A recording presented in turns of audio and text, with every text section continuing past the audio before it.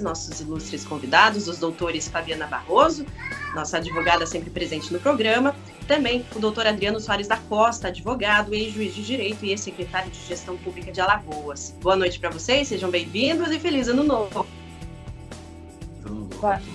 Boa noite Mariana, boa noite Adriano e boa noite a todos, feliz ano novo e bem-vindos a 2023. Fortes emoções. 2023 já começou.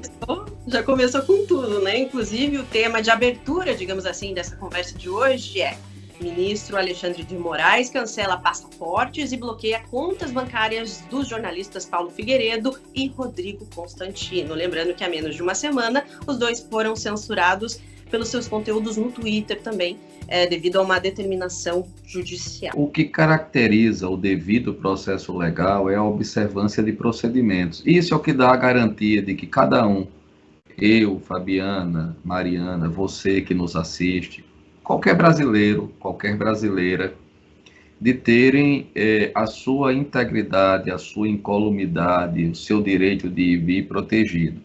A Constituição Federal, ela justamente, em função até do período de exceção anterior a ela, veio com uma série de cláusulas, chamadas cláusulas pétreas, que definem direitos e garantias individuais, direitos esses fundamentais, como o devido processo legal, o pleno exercício do direito de defesa, o contraditório, ou seja, se eu sou acusado, eu tenho que ter o direito e a possibilidade de me insurgir contra a acusação, deduzindo provas, utilizando-me, portanto, de advogado, de pessoa habilitada. Então, isso é o que faz com que o Estado brasileiro se declare um Estado democrático de direito. Não é democrático porque ele é fundado na soberania popular. Aliás, essa é logo uma norma constitucional bem clara: o poder emana do povo, em seu nome deve ser exercido, é a democracia representativa. E a soberania popular, portanto, é que dá sustentação a todo o Estado brasileiro a partir da Constituição de 88. Quando a gente retira essas garantias individuais, na prática, a gente está suprimindo as liberdades públicas. E isso é um ponto importante, a gente falar assim muito claro e bem técnico, para dizer o seguinte: o nosso discurso aqui não é um discurso político, é um discurso também, sobretudo, jurídico, de garantias individuais. Isso vale para a direita, isso vale para a esquerda, isso vale para o centro, isso vale como garantia de qualquer viés político. Os perseguidos de hoje podem ser os algozes de amanhã, os algozes de hoje poderão ser os perseguidos de amanhã. O que garante que no Brasil nós tenhamos justamente não perseguições, mas sim, no máximo, a persecução penal legítima, é aquela que segue as garantias e direitos individuais e as normas e procedimentos. Então, por exemplo, quando você tem jornalistas, primeiro é o ponto, nós estamos falando aqui de jornalistas que expressam a sua opinião, que são críticos, que não fazem apenas um jornalismo factual, mas é um jornalismo opinativo. Eles manifestam a sua opinião, às vezes de uma forma mais ácida, mais dura, mas como o próprio ministro Alexandre de Moraes colocou em votos no Supremo Tribunal Federal, quem não está pronto para sofrer a crítica ácida não ocupe postos de relevo no cenário público. Quando você é um servidor público, é um agente público, é um agente político, você está suscetível a receber críticas mais enfáticas, mais duras, muitas vezes até injustas. Faz parte do exercício da função pública. E faz parte em uma democracia que o agente político e o agente público exerçam dentro da sua função a resistência à crítica, através dos seus pronunciamentos públicos também, da defesa dos seus atos, não é? Então, o jornalismo que não é crítico, como, se eu não me engano, a frase é do Milor Fernandes, é só uma sessão de secos e molhados, o jornal que não tem uma crítica e que não exerce a crítica. Então, é justamente o O Fiuza, Guilherme Fiuza, que é inclusive colunista da Gazeta do Povo, como também o Rodrigo Constantino. O Guilherme Fiuza, inclusive, ele é autor de um livro que é referência sobre a implantação do Plano Real no Brasil, que inclusive virou filme. Não sei se são 365 dias num bunker, enfim, o nome do livro, mas é um livro que é referência. Recentemente publicou um livro que vem sendo best-seller sobre o passaporte sanitário da Covid e sobre as discussões que atualmente se implementam. Então, ele faz um jornalismo respeitado. O Rodrigo Constantino também, que já foi articulista de economia de O Globo, que é articulista de política e, por vezes, de economia também na própria Gazeta do Povo, na Jovem Pan. Ou seja, são pessoas que exercem o jornalismo de há muito. E o Paulo Figueiredo, que vem se destacando, inclusive, por um jornalismo opinativo firme, mas muito fundamentado. Inclusive com cursos de jornalismo online sobre tanto a história americana, mas também sobre o jornalismo. Ele tem se posicionado sempre de uma forma bastante contundente, mas procurando estar bastante embasado. Você pode discordar do que eventualmente digam um, do que eventualmente diga o outro, de opinião A ou B ou de opinião B. Mas, Mariana, o que é o exercício do jornalismo, não é, Fabiana?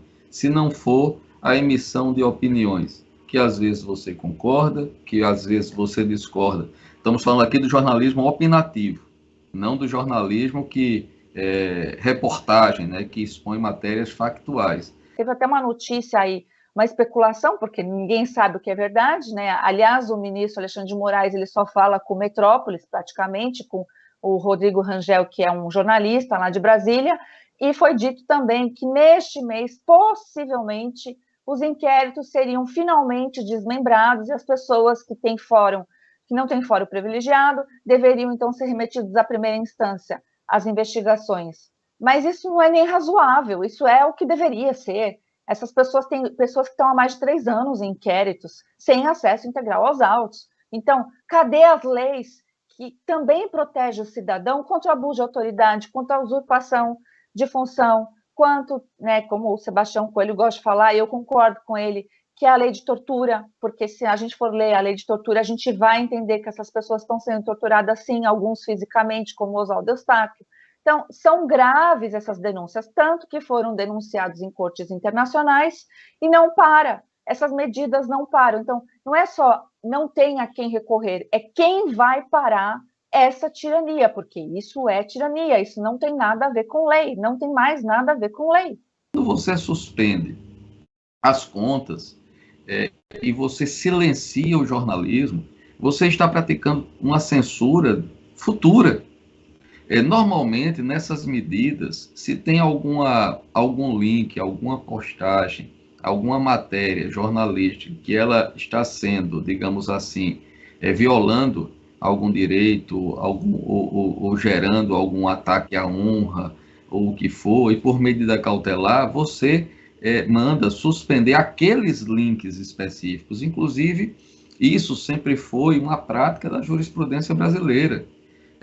E seguindo o Marco Civil da internet. E, aliás, quando o Getter, próprio Facebook ou Twitter, entram em juízo e entraram contra essas medidas não específicas dos jornalistas, mas contra outras medidas símiles, chamaram a atenção do Marco Civil da internet para isso. Você não aponta quais são os links. Se você suspende a conta, você está fazendo censura prévia para o futuro. Isso é inconstitucional. E mais, você está impedindo o jornalista, veja bem, e que grave, de exercer a sua atividade profissional. É um degredo. Você está tentando tirar do jornalista, em medida cautelar, ao impedir o exercício da sua atividade profissional, por medida cautelar, em um processo, em um inquérito que ninguém tem acesso, de exercer a sua profissão, de ter a sua subsistência garantida pelo seu trabalho. Nos anos de chumbo, como se dizia, você ainda tinha a quem recorrer. Se você se você era levado por doicode, se você era censurado, se você era impedido de agir, você se socorria de onde? Do Poder Judiciário. Por isso, Rui Barbosa vai dizer que o pior dos regimes, ou o pior dos cenários, digamos, em palavras minhas, quer dizer, de ditadura, ou a pior das tiranias, é aquela que vem do judiciário, porque você não tem para quem recorrer. Você, nos anos 60, você tem a figura do Sobral Pinto, que era um grande advogado, que quantos habeas corpus ele não conseguiu, entre aspas, para os que foram perseguidos pelo regime. Hoje, Sobral Pinto ia recorrer a quem? Hoje ele faria o quê? O grande Sobral Pinto, que é um dos grandes nomes da advocacia do Brasil de todos os tempos, reverenciado inclusive pela esquerda e pelos perseguidos do regime. Hoje ele estaria fazendo o quê? A quem ele recorreria? Tinha que ir para a OEA? Tinha que ir para onde? Então, esse é o grande drama que nós vivemos. É o drama do Supremo Tribunal Federal está simplesmente transformando a Constituição em um texto vazio, sem vida, sem espírito, sem uma prática fundada nos precedentes que animaram o Constituinte de 88, que foi justamente a questão da garantia da preservação das liberdades públicas, postas como cláusulas fundamentais. E tudo isso está sendo destroçado sobre direitos e garantias individuais. A gente às vezes fica falando essas expressões como fossem assim abstratas, difusas, não são. Para vocês que estão ouvindo a gente nessa noite e no vídeo que fica sempre disponível, direitos e garantias individuais, liberdades públicas, são normas jurídicas, constitucionais, de proteção à sua individualidade e à minha, a cada um de nós. Essas normas, elas não estão ali na Constituição à toa, elas foram colocadas justamente não voltadas para cada um de nós apenas, mas, sobretudo, direcionadas como limitadoras das autoridades públicas, inclusive, sobretudo, dos chamados órgãos de persecução criminal. Então, é uma proteção do cidadão, de cada um de nós, frente ao Estado. Isso é uma garantia civilizatória, que foi construída ao longo dos anos no Ocidente. E as constituições modernas todas prevêem em democracias justamente para que no campo político, os cidadãos possam se manifestar, possam expressar a sua opinião, possam exercer a sua soberania popular através de todos os meios que são permitidos. Para que jornalistas, inclusive, possam exercer sua profissão, possam se manifestar, possam opinar dentro daquilo que a liberdade, inclusive, deve ser potencializada, porque um jornalismo livre é garantia de democracia. Quando você silencia jornais, quando você... A verdade, uma ditadura sempre começa com empastelamento de jornais e prisão de jornalistas, e silenciamento de jornalistas. Então, quando você toma uma série de medidas que visam limitar esse espaço público de formação, de opinião e de exercício democrático, você, de fato, está, com isso, levando o país para uma tirania, e, sobretudo, para a intimidação como mecanismo e instrumento político. Fabiana mencionou, por exemplo, essa questão do pessoal em outro país de ter uma polícia, não sei o quê, pelos tratados. Isso é uma balela, até pelo seguinte: juridicamente, o princípio no direito penal é o princípio o crime, ele se dá no local em que a conduta se consumou. Então, se você tem na extraterritorialidade, a jurisdição penal e a legislação penal não alcança. Então, por exemplo, nos Estados Unidos, não é possível que você pratique um crime considerado no Brasil. Você pode praticar um crime segundo as leis locais dos Estados Unidos, e aí, segundo, se houver a necessidade de extradição, vem a pessoa que praticou o delito no outro país para cumprir a pena no Brasil, segundo a legislação brasileira. Então, você, por exemplo, manifestações em aeroporto, em Miami, o que for, se aquilo for um crime, segundo a legislação americana, o cidadão ele é punido nos Estados Unidos e poderá ser extraditado para o Brasil.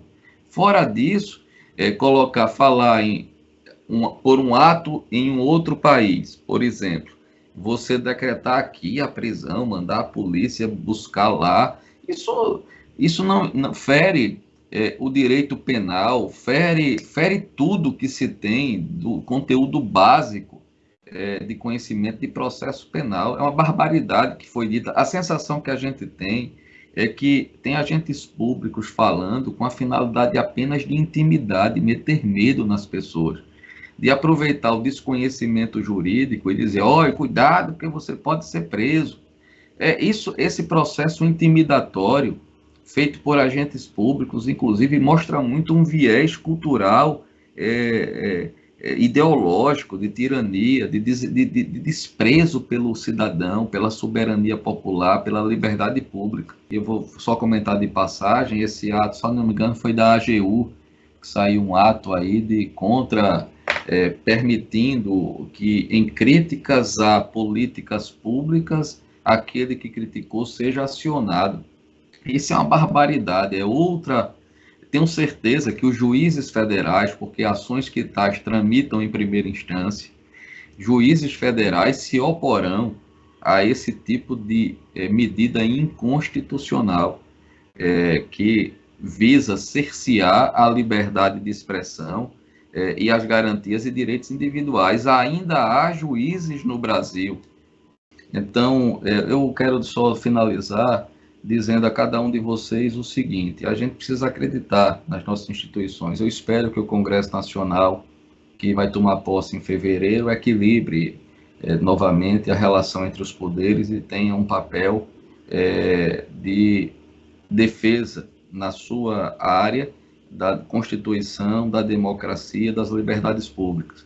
Espero que o Senado da República, que vai tomar posse em fevereiro, tenha uma relação e um diálogo institucional com o Supremo Tribunal Federal, para que, resguardando cada um o seu papel e os limites das suas atribuições. E com isso, a gente possa, no equilíbrio entre poderes, voltar a uma normalidade democrática em que a Constituição seja, sim, um porto seguro para cada um dos brasileiros.